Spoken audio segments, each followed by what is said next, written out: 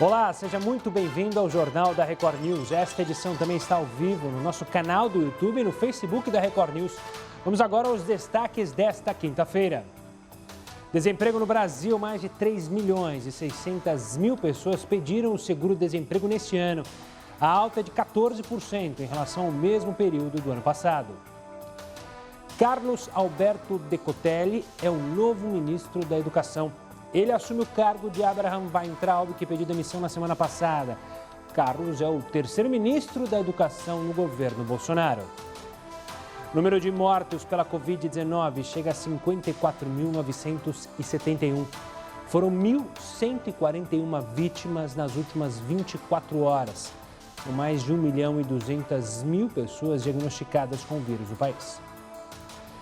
Frente fria muda a direção de nuvem de gafanhotos, mas o governo do Rio Grande do Sul continua monitorando o avanço dos insetos. O Ministério da Agricultura permite tomada de medidas emergenciais e uso de agrotóxicos para controle da praga, se for necessário.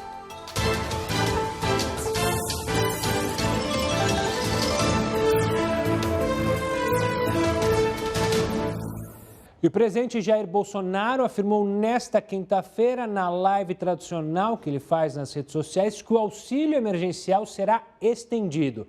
Na live semanal, ele também disse que serão distribuídos R$ 1.200 em 3 parcelas, mas que o valor de cada uma delas não foi definido. Já o ministro da Economia, Paulo Guedes, confirmou que a terceira parcela vai começar a ser paga neste sábado. Vamos falar com o Heródoto Barbeiro, porque a Força-Tarefa da Lava Jato cumpriu nesta quinta-feira mandados de prisão. A Polícia Federal investiga um suposto esquema de fraudes na eletronuclear. Quem tem os detalhes para a gente é o Heródoto Barbeiro. Antes de mais nada, uma boa noite, professor. Olá, Gustavo. Olha, a operação se chama Fiat Lux. A Fiat aí não tem nada a ver com a empresa de carro, né? É uma palavra latina, é um verbo latino que quer dizer confiar. Luz confiável é o nome da operação, traduzindo aqui para o nosso papo aqui no jornal. Outra coisa, foram expedidos mais de uma dúzia de mandados de prisão. O que aconteceu? Aconteceu que no final da tarde, um desembargador do Rio de Janeiro mandou soltar todo mundo. Então está todo mundo solto de novo. E essa maldita usina nuclear, H3, é aquela que custou para a gente já mais de 9 bilhões de reais que saiu do nosso bolso. E até nós comentamos o seguinte, se cogitou acabar com ela. Para acabar com ela ia gastar mais 12 bilhões de reais. É esse monte que a gente está mostrando aí, ó, no site isso aí. Isso custou também a prisão do ex-presidente da República, Michel Temer, também suspeito de envolvimento aí. Mais aquela outra empresa que eu contei aqui outro dia do Coronel Laranja Lima. Agora, o que acontece? Agora ficou bastante claro o seguinte, isso daí era um feudo do MDB. O MDB pode ser Movimento Democrático Brasileiro ou MDB, porque obviamente agora há suspeita de que novamente outra empreiteira conseguiu dar mais de 800 milhões de reais, mais um outro tomo muito grande. E o que é interessante é o seguinte, é que uma parte dessa grana, ela não ficou no Brasil. Segundo o juiz e as investigações que estão sendo feitas pelo Ministério Público Federal e também da Lava Jato, pelo menos 418 mil dólares foram mandados para o exterior. E surge aí uma lista de suspeitos, né, que eu gostaria de lembrar. Entre eles, o ex-ministro Silas Rondô, foi ministro do Lula, no primeiro governo Lula, né? Era dele, portanto, esse feudo. Suspeitos dessa lista são nomes desconhecidos. Renan Calheiros, Jader Barbalho e esse cidadão que eu fiquei conhecendo agora, que eu não sabia, né, que é o Dimas Gomes, inclusive já condenado pelo Supremo Tribunal Federal. Então, por aí a gente tem uma ideia, né, de como é que as coisas são geridas no nosso país. Toda essa grana, sempre que a gente fala em grana de corrupção, temos que lembrar o seguinte, sai do nosso bolso enquanto cidadãos, enquanto pagadores de impostos. E é essa grana desviada que falta no posto de saúde, que falta na escola, que falta no saneamento básico, que agora, felizmente, parece que vai dar uma mexida. Então, vamos ver o que acontece agora, Gustavo, se essa Fiat Lux, ela realmente é uma luz confiável. Olha, estou achando que não vai acontecer nada, viu? Veremos, né, Heródoto? Infelizmente, a gente tem um ceticismo quanto à prisão de políticos e a manutenção deles na cadeia. O Heródoto volta aqui conosco daqui a pouquinho no JR News. E a gente tem falado, o Heródoto lembrou algumas semanas atrás, se não me engano, sobre o óleo, né? Fragmento de óleo que voltou a aparecer em 3 estados do Nordeste. Pois é, cerca de 150 quilos do petróleo cru foram retirados das praias por agentes da limpeza urbana. Uma tartaruga morta, olha só que tristeza, também foi encontrada na areia. Amostras do material serão analisadas por pesquisadores do Instituto de Biologia da Universidade Federal da Bahia. O resultado deve sair em 7 dias. O material ressurgiu também nas praias de Alagoas e Pernambuco e apresenta as mesmas características do petróleo que atingiu todos os estados do Nordeste e parte do Sudeste lá no ano passado. Especialistas acreditam que o material deve ter reaparecido após se soltar dos corais por causa da alteração dos ventos e também das marés. A nossa pergunta do dia hoje vem relacionada a Blumenau. Blumenau vai proibir a circulação de idosos em ônibus como uma das medidas de restrição para tentar conter o coronavírus. Na sua opinião, isso deve ser levado para outras cidades brasileiras? Participe, mande sua mensagem, o nosso WhatsApp já está aí na tela, é o 942-128-782. Você pode participar também pelo Twitter, #JRNews, e também nas nossas lives no Facebook, no YouTube e também, claro, no Twitter. Você pode comentar não só a pergunta do dia, mas também os outros assuntos que são levantados aqui no nosso jornal. Receitas milagrosas ou informações falsas sobre o coronavírus estão no topo do ranking das fake news compartilhadas nas redes sociais. O grande problema é que os conteúdos falsos podem prejudicar a saúde de quem vê, acredita e coloca em prática.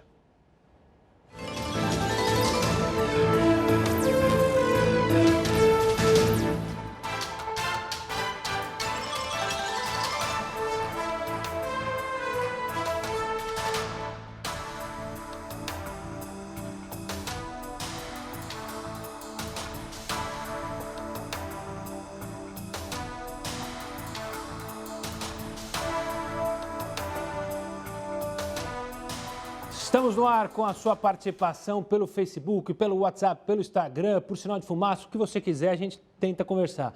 Paulo, do Rio de Janeiro, diz: não deveriam levar essa medida adiante, a de Blumenau, até porque temos muitos trabalhadores idosos.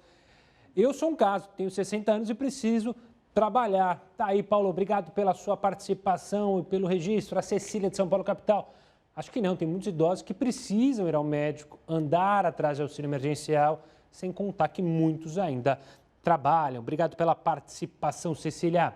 O Marco de Porto Velho, ele diz o seguinte: não, acho que não são os idosos que difundem o vírus, mas sim a garotada que não tem noção alguma e que normalmente a doença é muito branda, né, Marco? Tem muita gente que nem sentiu, a gente teve exemplos, principalmente agora aqui em São Paulo, quando os jogadores do Corinthians, tudo bem que eu não estou comparando os novos com os jogadores, com atletas, mas tinham 21 atletas do Corinthians que tinham tido coronavírus, que tinham ou tido ou estavam com coronavírus, ou seja, nem sentiram. E aí muitos jovens nem sentem mesmo e acabam sendo os assintomáticos, né? Obrigado pela participação, Marco.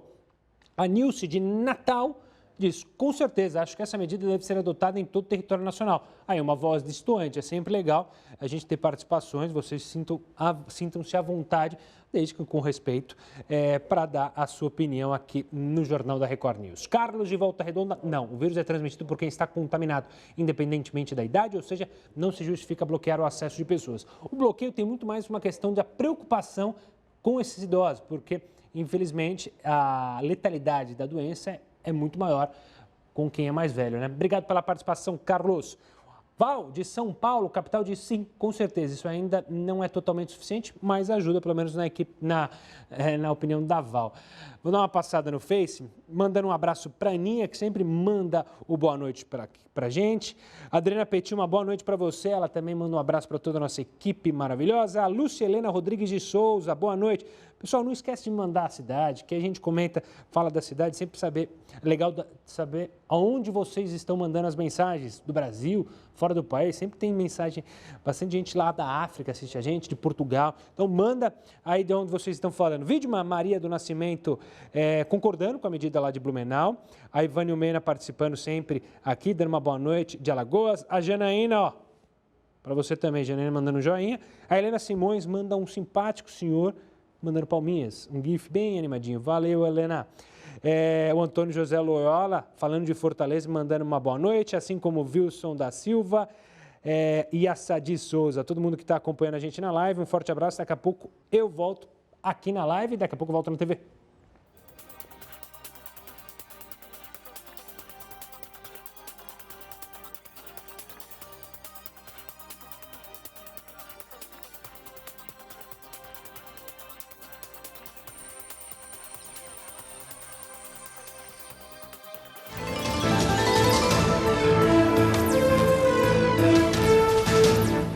Jornal da Record News de volta para falar do Rio de Janeiro, porque o Ministério Público do Estado investiga 20 políticos por supostos esquemas de corrupção e desvios de dinheiro, conhecidos como rachadinha, lá na Assembleia Legislativa do Rio de Janeiro.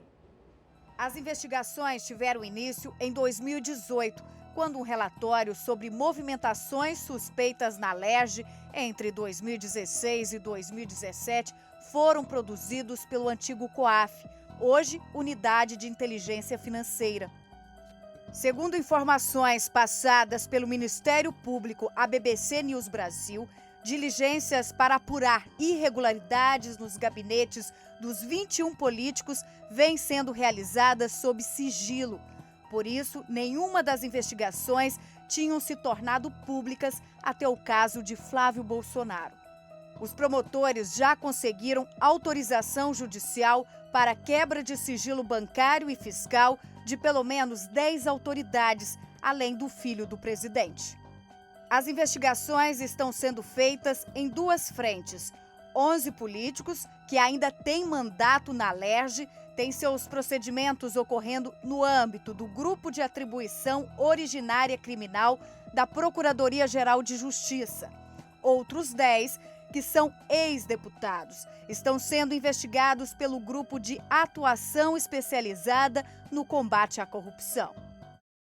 Vamos deixar um pouquinho a política de lado para falar sobre aquela nuvem ou aquela multidão de gafanhotos que assustou muita gente. Vou explicar por quê. A Frente Fria mudou a direção da nuvem de gafanhotos que se aproximava do sul do Brasil. Isso significa que a gente está livre? Não sei. Quem vai responder é o biólogo Magno Castelo Branco, que participa aqui com a gente para falar sobre esse assunto, não só da Frente Fria, mas tentar explicar um pouquinho dessa nuvem de gafanhoto. Obrigado pela participação aqui conosco, Magno. E, de fato, a gente pode ficar um pouco mais tranquilo, principalmente os agricultores do sul do país, com essa nuvem do gafanhoto, ou ainda é cedo para comemorar? Boa noite, Gustavo. Boa noite a todos os ouvintes. Eu acho que ainda é um pouco cedo para a gente comemorar, né? Realmente esses enxames, esses enxameamentos de gafanhotos, que a gente chama de nuvens, eles acontecem em determinadas condições, né? Uma dessas condições é a questão do clima seco, né, e quente. Então, realmente, a chegada da frente fria ela pode causar uma mudança na direção dessa nuvem. Mas os ventos também podem facilitar, né, conforme a direção deles, que essa nuvem efetivamente chegue no Brasil. Tá? Então, ainda é momento de atenção. A gente não pode baixar a guarda ainda em relação a essa nuvem de gafanhotos que se avizinha, né? E eles têm que... O Ministério da Agricultura está fazendo. A nuvem está sendo monitorada de perto e as medidas já estão de prontidão para serem tomadas. Magno, você falou do clima e eu tenho uma pergunta exatamente sobre isso. Pelo que eu tinha visto, ou pelo que foi informado, a última vez que uma nuvem de gafanhoto causou problemas no Brasil foi década de 1930 e 1940. E agora ressurge essa possibilidade. Muita gente tem falado que é justamente sobre o desequilíbrio ambiental. O quanto tem de verdade nisso? Não, a gente não pode falar que esses eventos eles estão necessariamente relacionados ao desequilíbrio ambiental. Eles já aconteceram no passado, né? A gente tem, inclusive, na história chinesa, 9 séculos antes de Cristo, já tem histórias de pragas de gafanhotos, nuvens de gafanhotos. Na própria Bíblia tem isso também, né?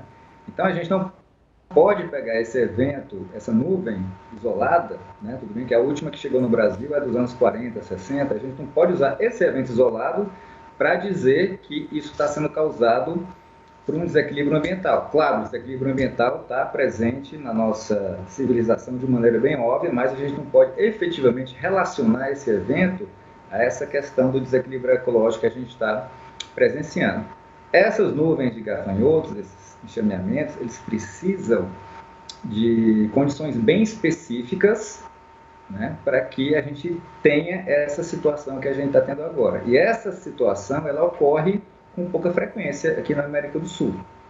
Né? Isso é mais comum na África e na Ásia, mas efetivamente na América do Sul esse fenômeno não é tão comum quanto às vezes ele parece ser. Os gafanhotos essa espécie está presente o tempo todo, só que as condições para que a nuvem se forme, elas não acontecem o tempo todo. Por isso que esses eventos aqui são tão esporádicos.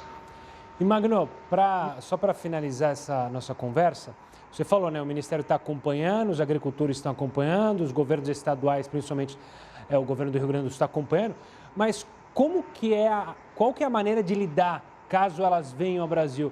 Eu ouvi falar sobre o uso de agrotóxicos, mas o especialista, como que funciona para tentar evitar o menor estrago possível dessa nuvem?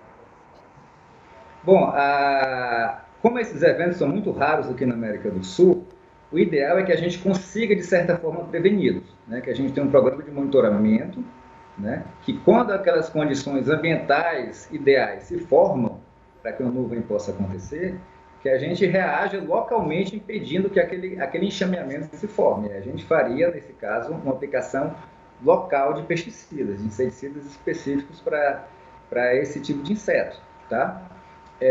Só que esses eventos são raros, então a gente não consegue monitorar exatamente as dinâmicas, né, que fazem com que esse fenômeno aconteça. Então, o que a gente tem no momento para evitar uma perda de colheita muito grande, se essa nuvem chegar aqui, é realmente a questão do uso infelizmente, é o uso de agrotóxicos. A gente não tem outra maneira de fazer isso, uma vez que o enxame se formou e está se movendo numa velocidade muito rápida. Mas se a gente monitora isso, né, a gente faz uma rede de monitoramento pelo continente, a gente consegue, né, atacar essa nuvem enquanto ela está na sua fase inicial de enxameamento, e aí a gente consegue reduzir o problema se a gente reagir logo no início. Magno, eu quero agradecer demais a sua participação, sua explicação simples, didática, para a gente entender essa, entre aspas, novidade que surgiu e que está, claro, em todos os jornais, e para você de casa ficar entendido do assunto. Claro que se você perdeu essa entrevista, eu sempre faço convite para você acompanhar ela também no YouTube. Daqui a pouco ela sobe lá no YouTube, www.youtube.com/recordnews, a hashtag JRNews você usa para comentar as entrevistas e as reportagens que a gente traz para vocês. Receitas milagrosas ou informações falsas sobre o coronavírus estão no topo do ranking das fake news compartilhadas nas redes sociais. Esse tipo de mensagem pode trazer riscos enormes para a saúde das pessoas. Veja na reportagem. Enquanto os cientistas do mundo inteiro tentam identificar remédios eficazes contra o novo coronavírus, em redes sociais tem gente compartilhando postagem anônima com receita apontada como a cura da doença. A combinação de um antibiótico com 2 vermífugos. Mas esse tratamento não é comprovado pela medicina. O texto tem até a indicação de dosagem dos remédios para o tratamento. Um risco para quem acredita nisso. Tomar as 3 juntas certamente não é uma boa opção. A gente está longe de ter essas drogas como viáveis ou com evidências suficientes para recomendar. Informações compartilhadas nas redes sociais também podem atrapalhar a prevenção da doença. A cada dia a gente vai se acostumando mais com isso, o uso da máscara. Mas tem pessoas que ainda resistem e não levam tão a sério essa medida de proteção. Imagine então qual o efeito quando alguém afirma que a máscara pode fazer mal para a saúde. E a história se espalha. O vídeo foi feito por um médico e ele diz que máscaras usadas por muito tempo retêm o gás carbônico que eliminamos e que ele acaba voltando para os pulmões. Com a máscara, o gás carbônico não sai com facilidade e na próxima vez que vocês põem o ar nos pulmões, vocês vão levar partículas de gás carbônico novamente para dentro dos pulmões. E esse gás carbônico, misturando então com a água, novamente forma um ácido carbônico que acidifica o seu sangue. E acidificando o sangue, nós vamos ter um meio propício, ideal para o vírus. Mas o Ministério da Saúde e médicos em geral, como este pneumologista, afirmam que essa história não faz sentido. A malha que é utilizada, o tipo de tecido, realmente permite com que essa troca gasosa seja feita com segurança. Então, e as máscaras artesanais com algodão, realmente a gente tem uma porosidade maior ali. Com certeza, não existe uma retenção de gás carbônico que poderia trazer algum tipo de dano para a saúde. A informação errada pode levar pessoas a deixarem de lado a proteção recomendada. O efeito pode ser devastador, então a pessoa acaba não utilizando a máscara por conta disso, acabar se contaminando, dependendo do tipo de exposição, acabar evoluindo com uma forma grave e até a morte por conta do coronavírus. A gente vai falar mais sobre fake news ainda nessa edição, mas antes disso, vamos falar com o Heródoto Barbeiro, porque milhares de pessoas optaram por bloquear telefones para não receber ofertas de crédito consignado nos primeiros meses de 2020. Heródoto, explica para a gente, o pessoal que está em casa, como é que funciona essa modalidade de empréstimo. Olha, é uma coisa muito importante porque muita gente ouve falar em crédito consignado, né? Será que eu posso fazer? Será que eu não posso fazer? Então vamos ver primeiramente o seguinte, quem é que pode ter o crédito consignado? Vamos colocar a nossa primeira informação, que ficaria, olha lá. Então, aposentados e pensionistas podem ter o crédito consignado? Pode ir no banco e falar, pode. Servidor público também pode. Trabalhadores com carteira assinada também pode. Então, praticamente quase todo mundo aqui que tem alguma ligação, que recebe ou aposentadoria, ou recebe pagamento, ou recebe salário, pode. Por que razão? Porque, logicamente, o crédito é mais barato, porque o banco corre menos riscos. Então, se você é aposentado, servidor público, trabalhador, carteira assinada, pode recorrer ao crédito consignado? Pode. Agora vamos ver se tem vantagens ou desvantagens. Vamos pensar no nosso bolso, na nossa grana, né? No nosso dia a dia. Vamos virar então a página aí para a gente olhar direitinho. Qual é a vantagem de eu chegar no banco e dizer, olha, eu queria um empréstimo pessoal, né, para fazer aquele papagaio. Se você for pedir esse empréstimo, o juro é alto. Crédito consignado, juro baixo. Mas por que o juro é mais baixo no crédito consignado? Porque é menor a inadimplência, ou melhor, a quantidade de dinheiro que o banco deixa de receber é muito pequena. Por que razão? Porque desconta direto no salário ou na aposentadoria do cidadão.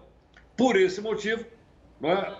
A inadimplência é menor, o juro, vou falar juro, mas é uma taxa menor, por esse motivo, então, o crédito consignado é mais barato. Mas detalhe, vai descontar diretamente no teu salário, vai descontar diretamente da aposentadoria. Quando você receber, o banco já pegou a parte dele. Não vamos esquecer isso. Outro detalhe aí do crédito consignado. Se o juro é mais baixo, né? É o seguinte, sendo o juro mais baixo, a gente recebe uma quantidade enorme de pessoas aí querendo vender essa história. Você vai dizer o seguinte, bom, ele é mais barato que o cartão de crédito? Muito mais. Ele é mais barato do que o cheque especial? Muito mais.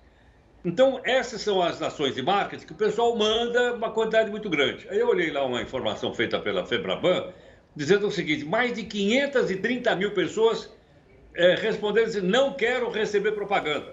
Porque no Brasil é o seguinte, se você não disser nada, você recebe. Não só propaganda de cheque do crédito consignado, eu recebo aqui na minha casa uma quantidade enorme, dá 1.000, sei lá de quem e tal, do próprio Bradesco. E eu digo, não quero receber. E os caras me mandam. Então aqui a Febraban está dizendo o seguinte, que 530 mil pessoas bloquearam, não querem mais e estão sendo respeitados.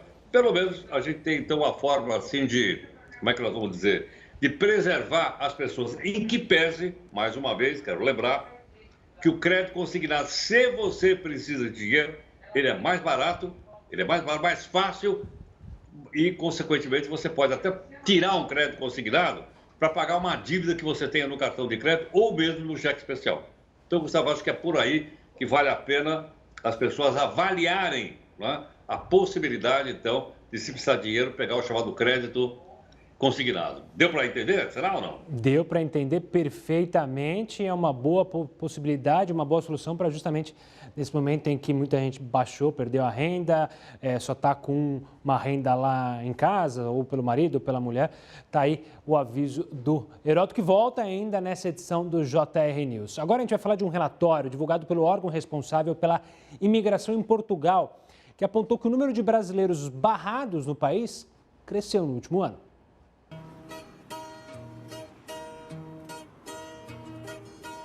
Nos últimos anos, Portugal virou um dos destinos mais procurados por brasileiros que sonham em morar fora do país. E também um dos que mais tem barrado brasileiros na porta de entrada. Segundo o órgão responsável pela imigração em Portugal, o número de brasileiros barrados na entrada do país aumentou 37,4% em comparação aos números de 2018. Esse número faz com que os brasileiros representem quase 80% das pessoas que tiveram a entrada no país vetada em 2019. A maior parte dos casos aconteceu no aeroporto de Lisboa, principal porta de entrada do país. O motivo? A falta de documentos que comprovassem a intenção da viagem por motivos turísticos. A explicação para essa fiscalização mais rígida é que o número de brasileiros em terras portuguesas vem crescendo consideravelmente nos últimos anos. Segundo o Serviço de Estrangeiros e Fronteiras, houve um crescimento de 45,5% na população brasileira residente no país, em comparação com 2018. Agora já são mais de 150 mil brasileiros com autorização de residência em Portugal. Ou seja, 1 em cada 4 imigrantes em território português é brasileiro. A segunda nacionalidade mais representativa, a cabo-verdiana, tem mais de 37 mil residentes. Por causa da pandemia do coronavírus, o país deve ser ainda mais exigente com a entrada de estrangeiros daqui para frente. A União Europeia começará em breve uma abertura gradual de suas fronteiras. Mas a notícia não é muito animadora para os brasileiros que sonham com uma nova vida em Portugal. Isso porque não será permitida a entrada de viajantes que vivam em locais onde a pandemia do coronavírus não foi controlada. Ou seja, talvez o sonho de comer um pastelzinho de Belém em Lisboa precise ser adiado, pelo menos por enquanto. Mais cedo a gente falou da nuvem de gafanhoto, mas tem a tal da nuvem de poeira, conhecida como Godzilla. Ela chegou ao Caribe no começo da semana e deve atingir o México ainda nesta quinta-feira. O fenômeno é o maior e mais intenso dos últimos 50 anos. Mas calma, a gente vai explicar melhor esse assunto daqui a pouquinho. Agora eu te espero em mais uma live do nosso jornal.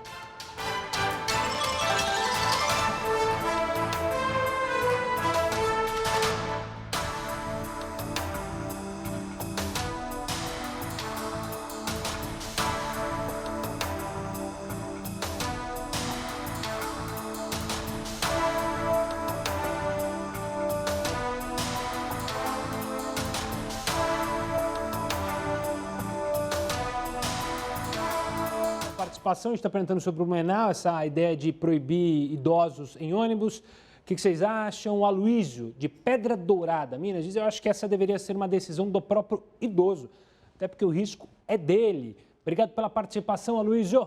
Forte abraço. Humberto, de Salvador. Medida é razoável, pois os idosos são os mais vulneráveis da doença, pelo menos é a visão do Humberto. Humberto, está registrado aqui a sua opinião. Mandem suas mensagens. Alberto, de Belém do Pará, diz o seguinte: olha, acho a medida inapropriada. Como os idosos vão fazer para ir ao médico e fazer compras? Pois é, muitos idosos estão sozinhos e aí para ir no médico depende do transporte público, não tem carro, então fica complicado. Valeu, Alberto, obrigado pela participação. Agora a gente vai até Bauru, interior aqui de São Paulo. O André diz: acredito que essa medida não será obedecida pelos idosos. Está aí o André meio cético com o respeito à regra. Marcelo, de Floripa, perto de Blumenau, diz: para cidades que precisarem sim, idoso é um grupo de risco e não faz sentido andar de ônibus nesse momento. Pelo menos é o que acha o nosso querido Marcelo de Floripa. Um forte abraço. José de Blumenau, da cidade de Blumenau, com certeza, os idosos são o maior grupo de risco e nem de casa deveriam sair, ainda mais de transporte coletivo. Essa é a opinião do José, obrigado pela participação. Vamos continuar aqui o nosso giro pelo Face. A Adriana Petit diz: olha, há exagero para os idosos, pois muitos moram sozinhos. Aí ela põe em caixa alta, famoso caps lock, equilíbrio. E bom senso poderia acompanhar você, né? Obrigado, Adriana. A Toninha fala sobre as fake news. Olha, boa noite a todos. Mentira ganhou esse nome de fake news. Pois é, infelizmente a gente tem uma mania de puxar expressões americanas do inglês para palavras que já existem no português, né? Ela diz, mentira sempre foi prejudicial, recebo um monte, pesquiso todas. Mandou muito bem, Toninha Silva. O importante é, se receber uma notícia, receba, leia e vá pesquisar para ver se de fato confere, ainda mais se você receber pelas redes sociais. Sadi Souza está falando de Cruz Alta, no Rio Grande do Sul. Um forte abraço para você, Sadi. Miriam Lopes mandando boa noite. O Isaías pergunta, e essa nova nuvem de poeira chamada de Godzilla que vem pelo norte do país, é verdade? Boa noite. Calma, a gente vai explicar no próximo bloco aqui do jornal. Então fica ligadinho aqui conosco, Isaías, que a gente explica mais sobre essa nuvem Godzilla. Podiam ter dado outro nome, né? Assusta, assim, Godzilla. A Olíria Trainote Cota, mandando várias fotinhos aqui, vários memezinhos, gifzinhos. Forte abraço para ela e também para o Afonso Damasceno, que gosta, acho que, do Homem-Aranha. A Rosidalva Santos mandando um amém. Amém a você também, Rosidalva. Uma boa noite para você e para todos que acompanham as nossas lives, e a sua participação sempre é essencial. Um forte abraço. Ainda a gente tem mais uma live aqui. Daqui a pouco eu volto para a gente conversar mais.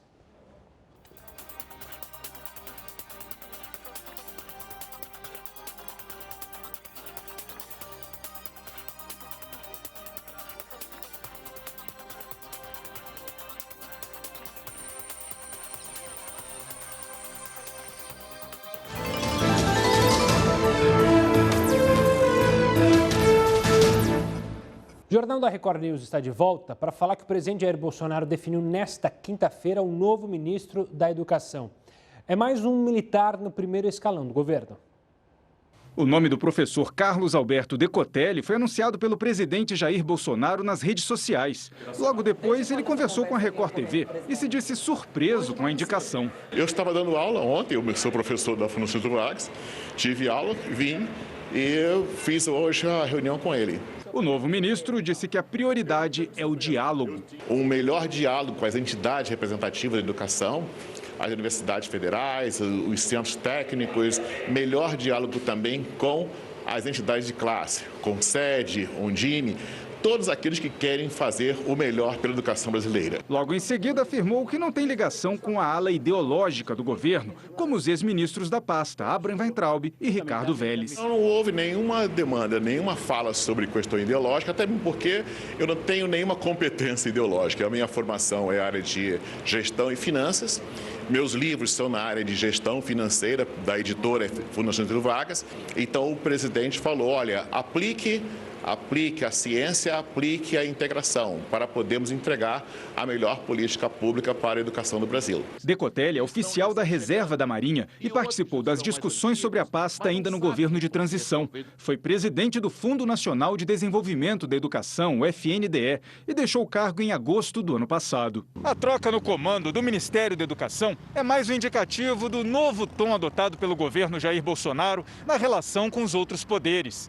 Desde a semana passada, o presidente tem evitado declarações polêmicas em relação aos últimos atos do Legislativo e do Judiciário. Hoje, no Palácio do Planalto, Bolsonaro recebeu o presidente do STF, ministro Dias Toffoli, para uma cerimônia que celebrou um acordo entre o governo e o Judiciário para integrar os dados de informações jurídicas. Os dois destacaram a harmonia entre os poderes. O Estado é um só, com poderes harmônicos e independentes entre si, dividido nas suas funções, com as suas respectivas competências. Somente dessa forma, com paz, com tranquilidade e sabendo da nossa responsabilidade, que nós podemos, sim, colocar o Brasil naquele local que todo mundo sabe que um dia ele chegará. Vamos chamar o Heródoto mais uma vez para participar aqui do JR News, porque grandes empresas de tabaco fizeram diversas doações para ajudar no combate à pandemia. O Heródoto tem mais detalhes sobre essas doações. Diga lá, Heródoto. Olha, uma dessas doações é a seguinte, Gustavo. Hoje eu fui para o centro de São Paulo, que você conhece bem, para dar uma volta lá, de máscara, né? Claro. Aí eu atravessei o viaduto de Já, que todo mundo conhece, mesmo que não mora em São Paulo. E eu fiquei contando, Gustavo, quantas pessoas estavam sem máscara quando eu atravessei o viaduto do Já. Era por volta assim, de umas 11h30 da manhã. 5 pessoas, eu contei, 3 homens e 2 mulheres.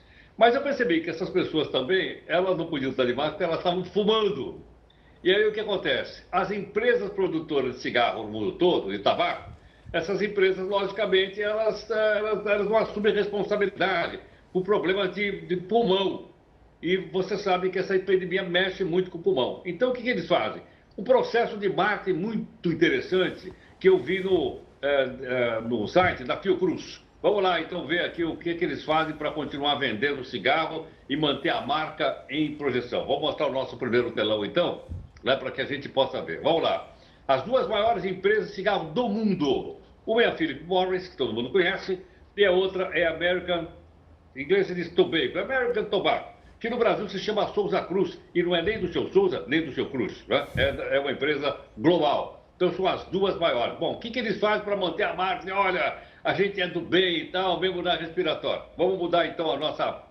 Para isso eles fazem doação de ventiladores, equipamento pessoal, máscara, luva, etc, etc, álcool em gel e grana, né, para que alguns países do mundo possam combater, então, o Covid-19. Claro que fumando, né? Porque se não fumar, o negócio deles não vai para frente.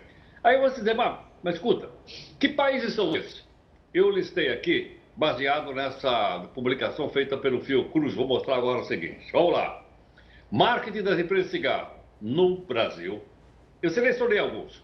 Brasil, na Índia, no Canadá, no Líbano e na Grécia. Há outros. Mas eu separei esses porque são os mais conhecidos nossos, a gente teve ligações mais fortes com eles. E você percebe então o seguinte, que mesmo numa pandemia como essa, as empresas querem continuar vendendo cigarro no mundo. Mesmo, repito mais uma vez, que o fumo provoque problema pulmonar, que é onde o Covid-19 faz mais estrago quando pega de uma maneira muito forte nas pessoas. Ainda, como eu disse, as pessoas têm que optar, ou usa máscara, ou usa o cigarro. É isso aí, Gustavo. Heródoto, obrigado pela participação. Até amanhã. E olha, convite especial para você. Rodrigo Maia é o convidado de hoje do JR Entrevista. Daqui a pouquinho, às 10 da noite, o presidente da Câmara dos Deputados foi entrevistado pelos jornalistas Guilherme Portanova e Yuri Ascar. Você acompanha logo depois do Jornal da Record News. Claro, você não pode perder. Quantas vezes você checa seu celular por dia? Sem mentir. Mesmo que você não tenha notificação. E qual o motivo por trás disso? Pesquisadores estão analisando como a pandemia do coronavírus potencializou uma síndrome ligada à tecnologia, conhecida como FOMO. Se você não sabe o que é só esperar mais um pouquinho que a gente já explica já no próximo bloco.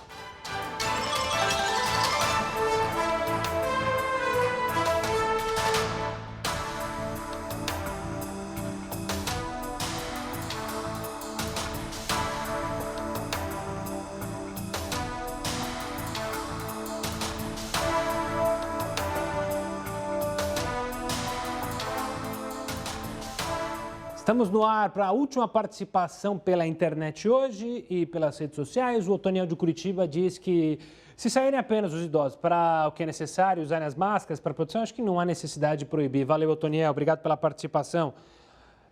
Moisés de Itatiaia, no Rio, sim, mas desde que disponibilizem outro tipo de transporte para essas pessoas. Tem uma mensagem aqui bem legal que vai meio nessa linha, eu vou te falar daqui a pouco. Moisés, obrigado pela participação. Luiz de Maceió, não, a situação está crítica, mas os idosos também têm direito de se locomover. Claro, é só tomar os devidos cuidados. Valeu, Luiz, Luizão, grande Luiz. Chico de Brusque, concordo, os idosos fazem parte do grupo de maior risco, então eles devem ficar isolados, sim, mas será que dá? Não dá? Chico, obrigado pela participação. Jonas, de Recife, acredito que não é necessário. O certo seria aumentar a frota, o povo usar máscara e tomar os cuidados com a higiene. Obrigado pela participação, Jonas. Forte abraço. Márcia, de São Paulo, capital, depende. Às vezes o idoso tem a necessidade de sair. Não tem como pagar um táxi ou um Uber, ou não dá para ir a pé, né? Não é próximo do local que ele vai. Enfim, Márcia, está aí registrada a sua participação. A Cristina Romero manda algo parecido com essa rodada aqui de mensagens do WhatsApp. Quantos minutos? Ah, tá. Acho que vocês ouviram. Fique tranquilo, Visão. Aqui nas redes sociais, Visão, nosso assistente de estúdio, está liberado falar alto. Não pode ir no jornal. No jornal a gente mantém a seriedade. Brincadeiras à parte, a Cris está falando aqui, ó. Reserve ônibus só para idoso, que tal, ao invés de proibir? E aí deixa claro a opinião dela. Ela é de Recife, e aí ela comenta até uma mensagem da Toninha Silva. Daqui a pouco vão jogar pedra nos idosos, como mataram os macacos na febre amarela. E é importante, claro que a gente não está próximo de chegar a um ponto desse, mas a Toninha tem um pouco de razão. O nome disso, não de tacar pedra nas pessoas, mas esse preconceito contra os idosos é o ageísmo. A gente já comentou aqui no jornal da Record News de querer culpar as pessoas mais velhas ou achar que os mais velhos têm que ficar trancafiados. Isso é muito perigoso, você criar uma sociedade com essa ideia. Toninha, concordo com você, temos que ficar bem atentos. A Aninha Miranda, ela lá de Natal, ela estava falando sobre a pergunta do dia. Na minha opinião, eu acho que não devem barrar os idosos de entrar nos transportes públicos, pois eles podem tomar os devidos cuidados, usando máscara e estar sempre com álcool em gel higienizado nas mãos. Está aí a opinião da Aninha. Aninha, obrigado pela participação. Silvia Regina, participação forte feminina hoje, bacana. Proibir idosos de usar ônibus, nem pensar, estão penalizando os idosos de todas as formas. Isso não é proteção, isso é abuso de autoridade. Eu moro 10 km da cidade, preciso de ônibus para me locomover. Deixaram 3 por dia, um absurdo. E ela está falando de Vinhedo, aqui no interior de São Paulo, coladinho a Campinas. Obrigado pela participação de todos. Agora a gente volta na TV. Forte abraço.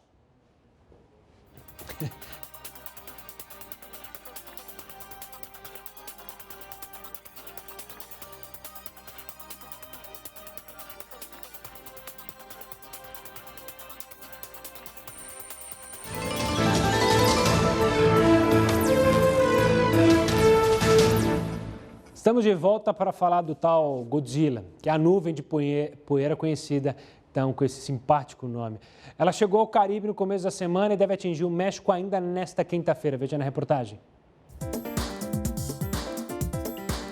A ensolarada Havana amanheceu assim.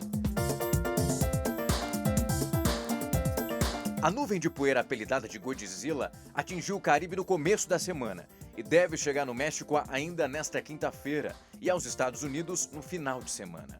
O fenômeno é o maior e mais intenso dos últimos 50 anos.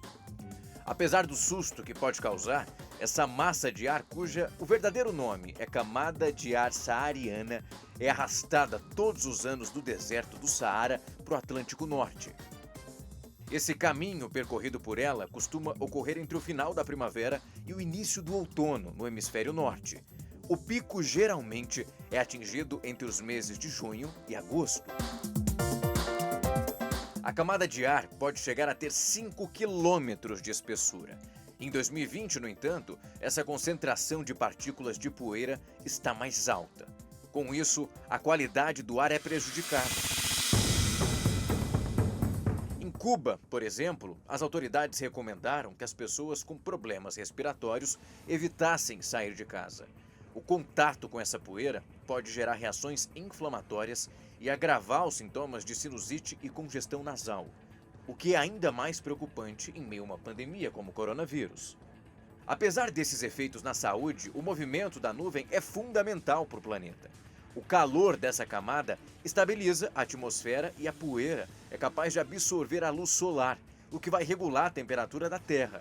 Os minerais que compõem a nuvem ajudam a repor os nutrientes nos solos de zonas tropicais, inclusive da floresta amazônica. Por fim, essa poeira evita a formação e a intensificação de ciclones e furacões. Os Estados Unidos esperam que com mais nuvens como essa, a temporada de furacões seja menos intensa do que o previsto.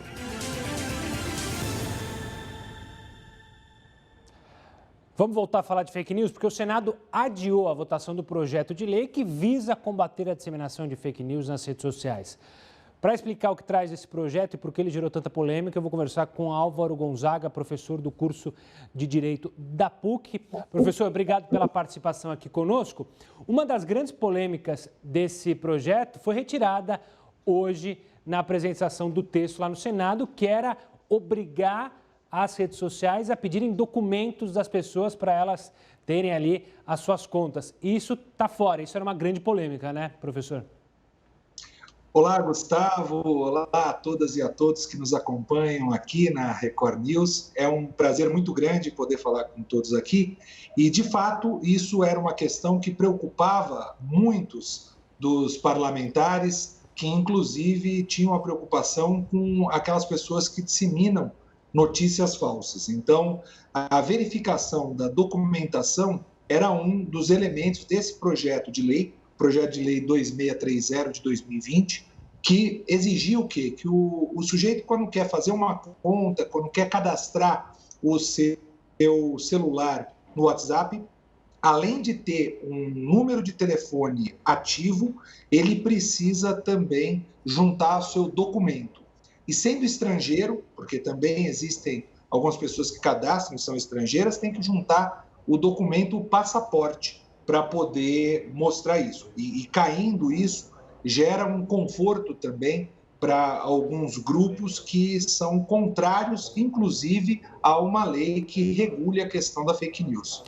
Professor, outra grande polêmica, e essa não foi retirada, é a questão de você tentar rastrear, o objetivo de rastrear mensagens, principalmente por WhatsApp, ou seja, obrigar as empresas a manter aquelas mensagens por 3 meses.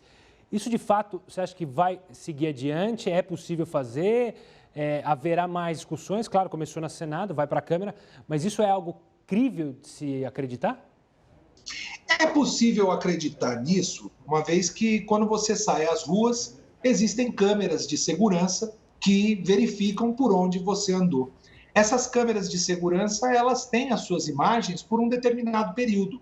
Portanto, se você anda no ambiente digital, no ambiente online, significa que você não é invisível nem impune. É razoável que você tenha um registro do por onde se caminhou e que as autoridades possam acessar. Por quê? A prática de crimes pode originar de um aparelho celular. Então, é importante isso. E é curioso porque existem 2 posições. Uns que vão defender a origem e o alcance para poder saber se uma fake news foi disseminada. Já existem outros radicais que afirmam que isso seria como uma tornozeleira que verificaria os passos das pessoas, quando, na verdade, nós vivemos em uma sociedade da informação que claramente persegue os nossos passos, tanto nas ruas como nos nossos celulares, nos nossos computadores. Professor, é um tema polêmico, a gente vai discutir ainda muito isso, afinal o Senado adiou, a votação ainda será só na outra semana. Claro que foi um prazer falar sobre alguns pontos com o senhor. Até uma próxima, professor, e claro, você que está acompanhando a gente nas redes sociais também pode comentar e dar sua opinião sobre esse projeto. A gente vai falar muito sobre ele ainda, pode ter certeza. Agora a gente fala de um dado preocupante, o número de pedidos de seguro-desemprego aumentou, chegou a 3.600.000, mas acelerou no início de junho. O Ministério da Economia informou que os requerimentos registraram alta de 35% na primeira quinzena de junho, se comparado com o mesmo período de 2019. Foram 351.000 solicitações nas 2 primeiras semanas deste mês. Apesar da forte alta em relação ao ano passado, os dados apontam que os pedidos perderam força quando observado no mês anterior. O volume de solicitações apresentou um recuo de 23% comparado com a segunda quinzena de maio deste ano, quando foram liberados 455.000 benefícios. Quantas vezes, enquanto você estava assistindo o Jornal da Record News, você chegou ao seu celular? Quantas vezes você chegou por dia? Mesmo sem receber nenhuma vibração, nenhuma notificação. Qual é o motivo por trás disso? Pesquisadores estão analisando como a pandemia do coronavírus potencializou uma síndrome ligada à tecnologia conhecida como FOMO. Entenda agora na nossa reportagem.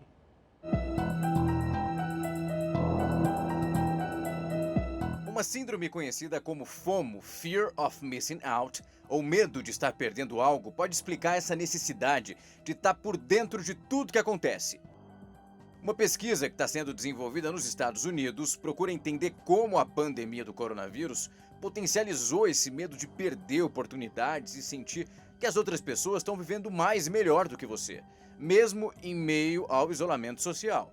De acordo com os pesquisadores, essa síndrome está contribuindo para problemas de saúde mental e física, incluindo falta de sono, problemas de concentração e fixação em notícias que são negativas. Nesse momento em que as pessoas não podem viajar nem participar de eventos e festas presencialmente, as atividades online, como as lives e reuniões virtuais, ganharam muito destaque. Mas a dificuldade de acompanhar tudo o que acontece nas redes sociais acaba gerando uma ansiedade excessiva. É o caso da Luana, que não perde as lives dos seus artistas preferidos e acaba alternando entre as transmissões para ficar por dentro de tudo. Aí já senti que, tipo, eu tava perdendo uma live porque tava vendo a outra. Aí eu alterno, né, quando eu começo a assistir e depois volto pra que eu tava vendo. De qualquer maneira, a maioria fica gravada. Então, assim, eu mantenho, né, que eu já tinha escolhido, mas sempre pensando que eu posso assistir a outra depois, tal, né, pra não perder nenhuma. Os psicólogos alertam para quando esse excesso de informações e atividades online passam a afetar a saúde mental, gerando uma frustração por não conseguir acompanhar tudo, ou então até uma ansiedade por se comparar com a vida das outras pessoas. O grande desafio é você cuidar das suas questões, da sua vida, das suas experiências e também aprender a lidar com as suas falhas, porque a gente tem falhas, tem incompletudes e nesse sentido a gente sempre vai ter algo que vai faltar se a gente ficar se comparando com o outro. E a situação da pandemia em Minas Gerais continua crítica. O estado tem a maior ocupação de leitos do país e a Polícia Militar vai ajudar a orientar a população. O apelo vai de rua em rua. Se tiver que sair, utilize máscaras de proteção e evite aglomerações. A recomendação, que não prevê multa para quem desobedecer, é uma estratégia para tentar achatar a curva da doença que cresce em Minas Gerais. São mais de 800 mortos por Covid-19 e mais de 1.400 novos casos só nas últimas 24 horas. Um cenário bem diferente da tranquilidade relativa do início da pandemia. Muitas pessoas passaram a interpretar que o jogo tinha acabado. E talvez nós estejamos em 20 minutos do primeiro tempo. Não é hora de comemorar, não. É hora de continuar esforçando, porque tem muita bola para rolar ainda. Minas Gerais tem taxa de ocupação das UTIs superior a 90%. Os outros estados que têm a situação crítica são Roraima, Mato Grosso, Rio Grande do Norte, Pernambuco, Maranhão, Espírito Santo, Acre e Ceará. Especialistas dizem que o aumento de casos está relacionado ao número de testes.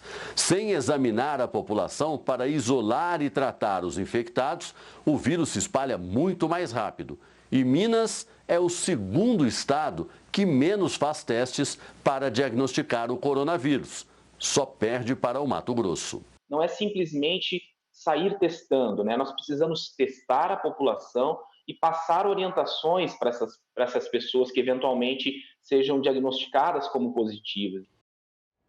E o Jornal da Record News fica por aqui. Fique agora com mais uma edição do Jornal da Record. Tchau, tchau.